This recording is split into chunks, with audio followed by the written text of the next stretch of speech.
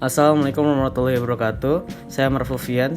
Saya dan kelompok saya ingin menjelaskan tentang teori konflik. Teori konflik menurut Lewis A. Koster. Nah, menurut Lewis A. Koster, teori konflik merupakan salah satu bentuk interaksi dan tidak perlu diingkari keberadaannya. Konflik juga dapat menimbulkan suatu konsekuensi yang bersifat positif. Nah, manfaat dari konflik tersebut menurut A. Koster dibagi menjadi 4. Yang pertama itu membangun ikatan internal. Yang kedua sebagai kartu penyelamatan. Yang ketiga membawa kedewasaan. Yang keempat konflik sebagai gambaran kuatnya integritas. Nah, Koster mengelompokkan konflik sosial menjadi 2 macam, yaitu ada konflik realistis dan konflik non-realistis. Nah, dari konflik realistis dulu. Konflik realistis merupakan konflik yang berasal dari kekecewaan terhadap tuntutan yang terjadi dalam hubungan dan dari perkiraan kemungkinan para partisipasi dan yang ditunjukkan pada objek yang dianggap mengecewakan. Contohnya itu para karyawan yang mogok kerja agar tuntutan mereka berupa kenaikan gajinya itu dinaikkan, seperti itu. Konflik non-realistis. Konflik yang bukan berasal dari tujuan-tujuan saing yang antagonis, tetapi dari kebutuhan untuk meredakan ketegangan paling tidak dari salah satu pihak. Sebagai contohnya masyarakat maju yang melakukan pengkambing hitaman sebagai pengganti ketidakmampuan melawan kelompok yang seharusnya mereka lawan.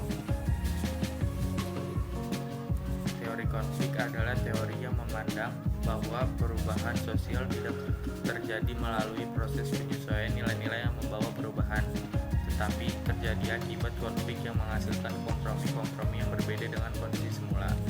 Menurut pengikut teori ini, yang konstan atau tetap terjadi dalam kehidupan masyarakat adalah konflik sosial, bukannya perubahan.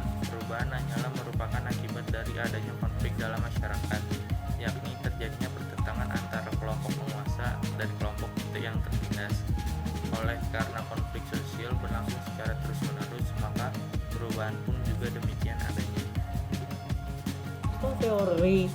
Contoh dari teori konflik Karl Marx yang pertama adanya pertentangan antara kaum borjuis dan proletar.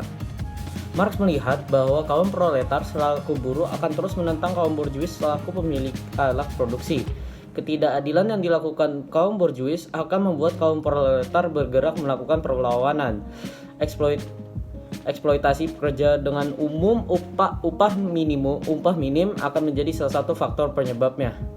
Contoh yang kita bisa lihat dari ini adalah runtuhnya Rana Plaza di Bangladesh akibat abainya pemilik perusahaan terhadap keselamatan buruh. Menurut Ralph D. Rendorf, teori konflik adalah suatu perspektif yang memandang masyarakat sebagai sistem sosial yang terdiri atas kepentingan-kepentingan yang berbeda-beda, di mana ada suatu usaha untuk menaklukkan komponen yang lainnya guna memenuhi kepentingan lainnya. Jenis-jenis konflik atau pertentangan sebagai berikut. Konflik individu. Konflik individu terjadi antara individu dengan individu atau dengan kelompok masyarakat. Konflik rasional adalah konflik yang terjadi antara 2 ras atau lebih yang menyebabkan perbedaan. 3. Konflik agama adalah konflik yang terjadi antara kelompok-kelompok yang memiliki agama atau keyakinan yang berbeda. 4. Konflik politik. Konflik politik terjadi karena adanya perbedaan pandangan di dalam kehidupan politik. 5. Konflik sosial adalah konflik yang terjadi di dalam kehidupan sosial masyarakat. 6. Konflik internasional adalah konflik yang terjadi antara negara-negara di dunia, baik itu negara berkembang maupun negara maju.